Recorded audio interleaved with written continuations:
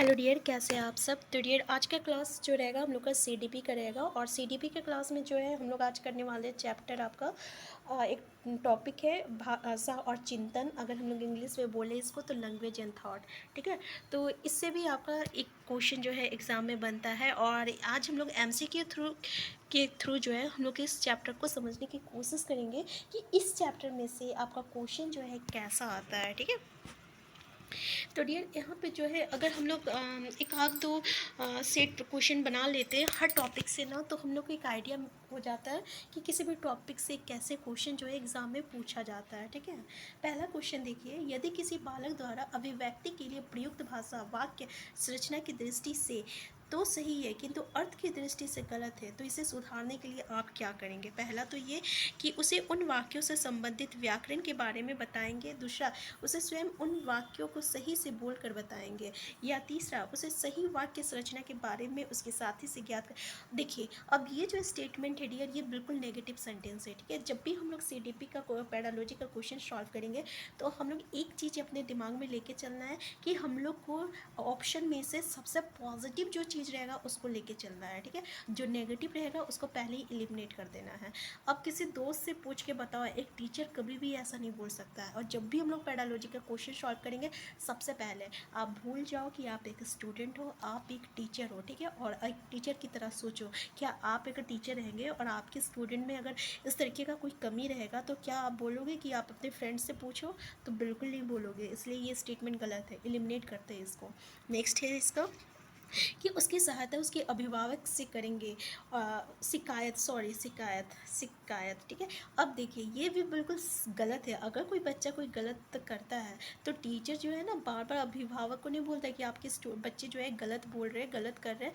इस तरीके का कभी भी टीचर नहीं कर सकता है, क्योंकि अगर स्टूडेंट गलत है तो कहीं ना कहीं जो रहता है टीचर की इसमें गलती होती है, स्टूडेंट की कभी कोई गलती नहीं होती है।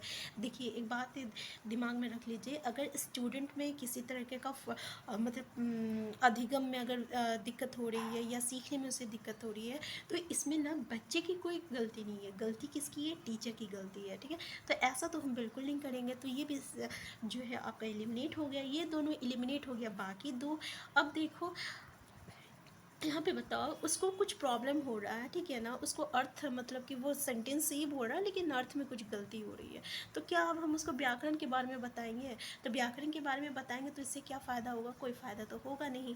समझने वाली बात है, तो इसको भी हम लोग एलिमिनेट कर सकते हैं। आंसर रहेगा आपका आंसर 2। तो देखिए, इस तरीके से हम लोग एलिमिनेशन मैथड को अपनाएंगे और आंसर तक पहुँचेंगे। ठीक है, तो आंसर 2 इसका सही है कि हम उसे जो है वाक्य, उसे स्वयं उन वाक्यों को सही से बोलकर बताएंगे। ठीक है, कि बेटा ये तो गलत बोल रहे हो, देखो ऐसा बोला जाता है, इस तरीके से। नेक्स्ट है आपका, वो नित्य गाने की कसरत करता है। वाक्य देखिए, ये वाक्य विन्यास की दृष्टि से सही है लेकिन अर्थ विज्ञान की दृष्टि से गलत है। देखिए, वो नित्य गाने की कसरत करता है। ठीक है, कसरत करता है, कैसा वर्ड यूज़ कर रहा है।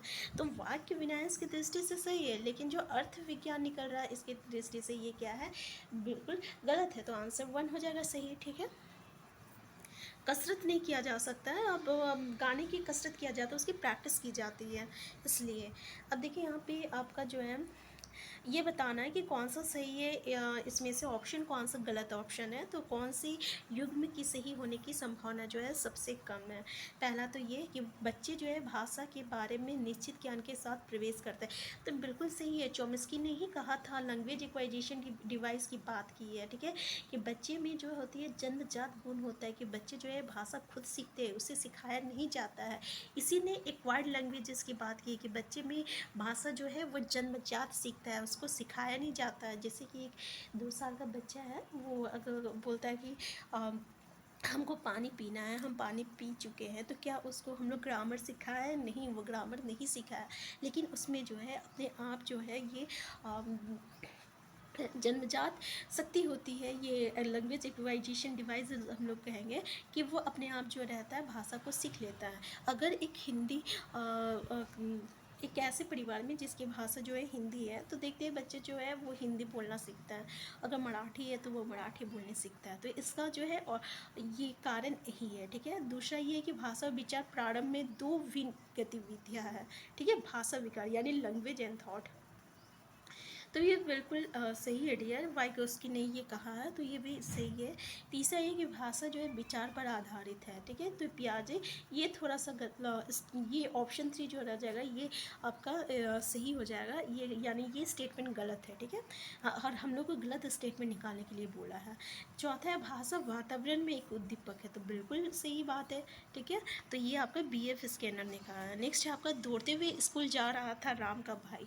देखिए दौड़ते हुए स्कूल जा रहा था राम का भाई, इसमें क्या है, वाक्य विन्यास की दृष्टि से सही है, लेकिन अर्थ विज्ञान की दृष्टि से आपका गलत है। दूसरा है अर्थ विज्ञान की दृष्टि से सही है, लेकिन वाक्य विन्यास की दृष्टि से ये गलत है। तीसरा है अर्थ विज्ञान एवं वाक्य विन्यास दोनों की दृष्टि से सही है। और चौथा है अर्थ विज्ञान एवं वाक्य विन्यास दोनों की दृष्टि से ये गलत है। तो आंसर क्या हो जाएगा डियर इसमें, कि वो दौड़ते हुए स्कूल जा रहा था राम का भाई, दौड़ते हुए स्कूल जा रहा था राम का भाई, तो अर्थ विज्ञान की दृष्टि से सही है, लेकिन वाक्य विन्यास की दृष्टि से जो है ये इसका गलत है, ठीक है।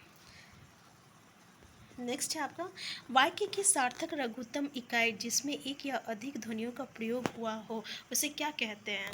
तो उसको हम लोग क्या कहते हैं डियर, उसको ना हम लोग रूपीम कहते हैं, ठीक है। तो फोनीम, रूपीम ये सब एक बार आप लोग देख लीजिएगा, कभी कभी क्वेश्चन इसमें से भी पूछ लिया जाता है और इसकी इन्फॉर्मेशन आपको होनी चाहिए। नेक्स्ट है आपका परिपक्वता का सिद्धांत संबंधित है भाषा विकास से और सृजनात्मक से, मूल्यांकन से, समावेशित। तो समावेशित शिक्षा का बात नहीं किया है यहाँ पे, मूल्यांकन का भी बात नहीं हो रहा, लैंग्वेज एंड थॉट का बात हो रहा है। हम लोग ये चैप्टर को कर रहे हैं, तो ऑब्वियसली भाषा विकास से क्या हो जाएगा, आंसर 1 हो जाएगा, ठीक है। नेक्स्ट है आपका निम्नलिखित में से कौन सा कारक जो है भाषा विकास को प्रभावित करता है। स्वास्थ्य बिल्कुल सही है, परिवार का आकार बिल्कुल सही है, लिंगीय भिन्नता और परिपक्वता, ठीक है। ये चारों जो रहता है ना, ये चारों जो है अफेक्ट कर सकता है, ठीक है। तो ये सभी हो जाएगा, आंसर डी जो रहेगा ये इसका करेक्ट आंसर होगा। नेक्स्ट है निम्नलिखित में से कौन सी एक भाषा दो विकास से संबंधित नहीं है। ध्वनि परिवर्तन, तुतलाना, हकलाना, स्पष्ट उच्चारण, आंसर क्या हो जाएगा। तो डियर यहाँ पे अस्पष्ट उच्चारण, देखिए एक भाषा विकार से संबंधित नहीं है, स्पष्ट उच्चारण, ठीक है। यानी भाषा दोष विकार, क्वेश्चन अच्छे से समझिए, यानी भाषा दोष विकार से संबंधित नहीं है। तुतला रहा है, हकला रहा है, ये तीनों जो है उससे संबंधित है, लेकिन ये जो है इससे संबंधित नहीं है, क्योंकि यहाँ पे बोल रहा भाषा दोष विकार से संबंधित नहीं है। तो आंसर डी हो जाए 4 हो जाएगा इसका। नेक्स्ट है आपको निम्नलिखित में से कौन सा तरीका भाषा सीखने का साधन है। तो देखिए ये क्वेश्चन आपका बहुत पूछा जाता है, ठीक है, और इसको अलग अलग तरीके से पूछा जाता है। हर एक एग्ज़ाम में देखिएगा ये क्वेश्चन जरूर पूछा जाएगा, अलग अलग तरीके से पूछा जाएगा कि एक दादी है वो अपनी पोती को कहानी सुना रही है तो वो क्या कर रही है, ठीक है। तो इस तरीके का क्वेश्चन जो है पूछा जाता है। अभी हमको पूरी तरह से याद नहीं है, इसलिए तब जब फिर से हम लाएंगे तो ऐसा क्वेश्चन आपको हम दिखाएंगे, ठीक है। तो ये क्वेश्चन आपका पूछा जाता है, इसका अलग अलग तरीके से पूछा जाता है। तो जैसे कहानी सुनना, प्रसंतोर के माध्यम से, अनुकरण द्वारा और उपरोक्त सभी। तो डियर इसका आंसर क्या हो जाएगा, तो इन सभी तरीके से जो है हम लोग जो है भाषा को सीख सकते हैं, ठीक है, आंसर डी हो जाएगा। नेक्स्ट है आपका कि यदि आपका कक्षा में एक छात्र जो है दोषयुक्त है तो आप किसी सामान्य छात्र की तुलना में उसमें क्या पाएंगे। उस छात्र का अपने स्वर यंत्रों पर नियंत्रण नहीं है, वह कक्षा में अन्य छात्रों की तुलना में अधिक बोलता है, भाषा दोष के कारण वो अधिक शैक्षिक उपलब्धियां हासिल करता है, या आपका वो कक्षा में किसी अन्य छात्र से पिछड़ा नहीं है। तो देखिए उस छात्र का अपने स्वर यंत्रों पर नियंत्रण नहीं है, ठीक है। इसमें बोल रहा है छात्र जो है दोषयुक्त है, तो आप किसी सामान्य छात्र की तुलना में उसमें क्या पाएंगे, तो यहाँ पे भाषा की बात कर रहा है, तो इसलिए उसके स्वन यंत्रों पर नियंत्रण नहीं है। आंसर क्या हो जाएगा आपका 1 हो जाएगा। तो यहाँ पे डियर जो है हम लोग देखें कि लैंग्वेज एंड थॉट भाषा से जो है और चिंतन से कैसे कैसे सवाल आते हैं, ऐसे हम आपको इस चैप्टर से जो है प्रीवियस ईयर क्वेश्चन भी 2022 तक का बताएंगे कि कैसे कैसे क्वेश्चन पूछा गया है अब तक, हर एक ईयर में पूछा गया है। 12, 13, 14, 15, 16, 17, 18 हर ईयर में जो है इससे पूछा गया है। तो अभी कुछ क्वेश्चन हम लोग और देखेंगे, 8-10 क्वेश्चन, इसके बाद जो है प्रीवियस ईयर क्वेश्चन देखेंगे, ठीक है। तो फिर डियर नेक्स्ट क्लास में हम लोग नेक्स्ट टॉपिक को डिस्कस करेंगे, मतलब इसी टॉपिक को डिस्कस करेंगे और साथ में जो है नेक्स्ट टॉपिक भी करेंगे। तो हम फिर मिलते हैं, तब तक के लिए आप स्वस्थ रहिए, खुश रहिए, अपना ख्याल रखिए। चैनल में नए हैं सबसे पहले चैनल को सब्सक्राइब कर लीजिए अगर ये वीडियो आपके लिए हेल्पफुल है तो। Thank you dear.